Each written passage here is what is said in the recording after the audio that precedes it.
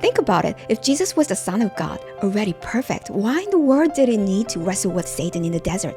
And those 3 tests sound almost bizarre. Turning the stones into bread, jumping off the temple roof, and bowing down to the devil for the word power. What do they mean? Together, we'll reveal the secret behind each of these temptations, and honestly, you've probably never heard them explain this clearly in any sermon.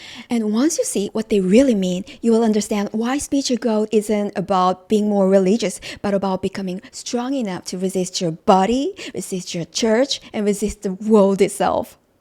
That's what it means to grow into full stature of Christ. This is like a blueprint, a roadmap for becoming a champion in Christ. If you truly want that, well, I think you do, even if it costs you something, right? No? So, let's break it down together.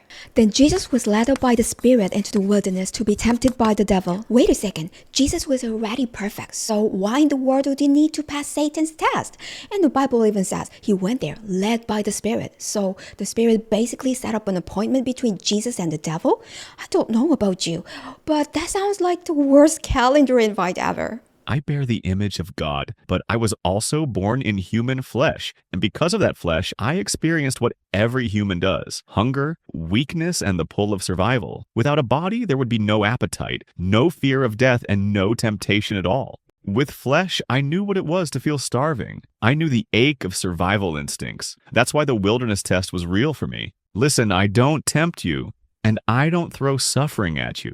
Temptation and suffering always come from Satan. But here's the key. I only allow trials to reach those who are ready, those whose spirits have grown strong enough in love for me to even overcome the instincts of their flesh.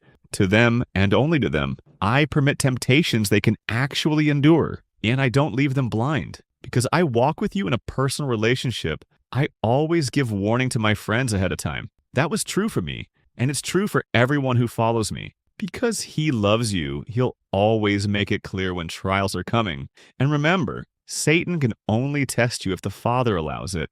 Think about Job. How could he say, when he has tested me, I will come out as pure gold without bitterness, or confess the Lord gives and the Lord takes away without despair? It was because the Spirit had already prepared him. He sensed that his season of trial had arrived, and that gave him strength to endure. The tempter came and said, "If you're the Son of God, command these stones to become bread."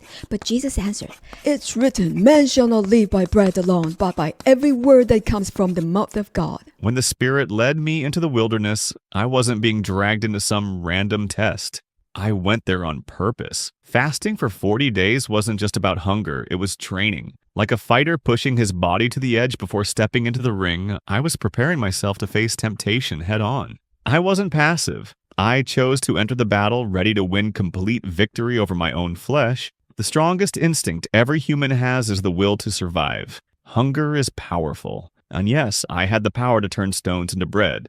But to deny myself food when my body was desperate for it was basically to stare death in the face. So the devil tempted you right at the lowest point, survival itself. 40 days? I would have turned every rock in the desert into a sandwich shop, but you didn't. You refused. Daughter, you already know the way to overcome temptation. Say it. It's to hand over to God whatever Satan is trying to use against me, whether it's my life, my health, my honor, my wealth, or even the love of people. If I surrender it as an offering to God, then Satan has nothing left to hold over me. If my life is threatened, I entrust my life to him. And if I under constant pain, I offer even that pain to him. If my honor is crushed by false accusations, I give my reputation to him too. And once it's his, Satan can't use it against me anymore. Exactly. If your life is threatened and you release it into God's hands, then Satan can no longer control you. What truly kills the soul is not losing your body, but becoming a slave to fear, obeying Satan just to preserve your flesh. That's the real death. So when Satan tested me with hunger and the fear of dying, I declared, "Man does not live by bread alone, but by every word from God." In that moment, I was saying, my body may starve, but my soul is already fed by the word. And with that, I broke free from his test. Then the devil took him to the holy city, set him on the pinnacle of the temple, and said, "If you're the Son of God, throw yourself down, for it's written, he will command his angels concerning you, blah, blah." So Jesus answered, "Again it's written, you shall not put the Lord your God to the test." The devil brought me to the highest point of the Jerusalem temple and said, "Jump, show the miracle, let everyone see who you are." Remember this, Satan only tempts people with what's within their reach. Notice this, Satan doesn't tempt people with things they could never do. A person who can't play piano doesn't dream of being a world-famous pianist. Temptation always comes in line with the abilities you actually have. And yes, I had the power to take the temple, to become the leader of Israel's religious system and to rule over it. But that was never my mission. I came to tear down the old order built on Moses' law, the Jerusalem church that had turned corrupt, and through my sacrifice to build the New Jerusalem, a church born of the Spirit. And I also knew this. If I claimed the temple for myself, there would be plenty of benefits, honor, influence, resources, authority. But I refused them. So basically, Satan wasn't just asking you to jump off a building for fun. He was offering you the top spot in the most powerful religious institution of your time. Like, take the shortcut, skip the suffering, be the superpower rabbi everyone follows. But you said no. Because that road leads to compromise. Think of it this way. Daughter, even you could choose to work with today's pastors, honoring them in public, keeping silent about the broken traditions, tithes as a burden, church buildings as status, paid clergy as a class system. You could gain their money, their respect, and their approval, but you resist. And because of that, you face loneliness, slander, and rejection. Why? Because you know the price of compromise is repeating the same corruption, never breaking free of it. Right. If I joined them, I'd risk getting trapped in the same system myself. Now I see. When you stepped outside Jerusalem's gates to carry the cross, you weren't just killed by accident. Your death was a public trial exposing the corruption of the very religious system that claimed to represent God. It wasn't just execution. It was a murder carried out by the temple itself. And by submitting to that injustice, you showed the world how broken the system was. That's why the cross wasn't just suffering. It was revolution.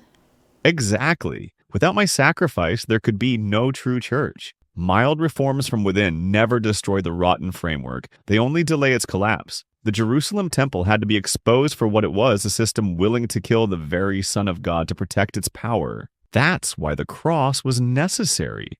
My death was both the breaking point of the old order and the foundation of the new Spirit-led church, the New Jerusalem. The devil wasn't really asking me to do a stunt. He was questioning whether I would choose the easy way, the way that looks peaceful, impressive, and beneficial to everyone in the moment, or whether I would trust the Father's harder way, the way of the cross. The cross meant not only my sacrifice, but also the sacrifice of those who would follow me. Yet that narrow road is the one that saves far more lives in the end. So when I said, "Do not put the Lord your God to the test," I was declaring this. I will not doubt the Father's way or demand an easier path. I will trust His word, even when it looks like loss. Again, the devil took him to a very high mountain and showed him all the kingdoms of the world and their glory. "All this I will give you," he said, "if you bow down and worship me." Jesus said to him, "Away from me, Satan, for it's written, worship the Lord your God and serve him only." Then the devil left him, and angels came and attended him. The devil showed me all the kingdoms of the world and their glory. He said, "Bow to me, and it's all yours." This was not an empty promise. The world really is under his rule for a time. And yes, he could have given me that power. But here's the truth. Whoever receives the world's glory on Satan's terms also becomes his servant. No one can serve two masters. If you fear the world's power more than God, you already belong to the world. That's why I said, worship the Lord your God and serve him only. It was my final, decisive answer. I will not trade the kingdom of God for the kingdoms of this world. Following God always means clashing with the world. The world's power can flatter you with glory or crush you with suffering. Either way, if you choose the Father, you will feel the cost. But this is the mark of true sonship, to stand with God even when the world pushes back. If there is no suffering in your faith, then you have not yet truly stood against the world. So the final test was this. Will I take the wide road, bowing to the ruler of this age for quick glory? Or will I choose the narrow road, worshiping only the Father, even if it means rejection, loss, and death? I chose the Father. And with that, the devil left me. So here's the point. Saying I will worship God alone was the final test because it meant choosing to stand against the world even when that choice brings suffering. In short, first, resist the instincts of the flesh. Second, resist the corrupted system of religion. Third, resist the power and glory of this world. To grow into the full stature of Christ means having the courage and resolve to push back against all three. That's what maturity in Him looks like. Here on Bible Study with Jesus, we don't just pile up head knowledge, we practice heart-to-heart conversation with Jesus. So, if you've received something personal from Matthew 4, any encouragement, conviction, or healing, please share it in the comments. This is how we grow together, heal together, and how we mature into His image. If this study helped you, hit subscribe and join us on this journey. And let's keep walking, resisting, and becoming more like Christ together. See you next time.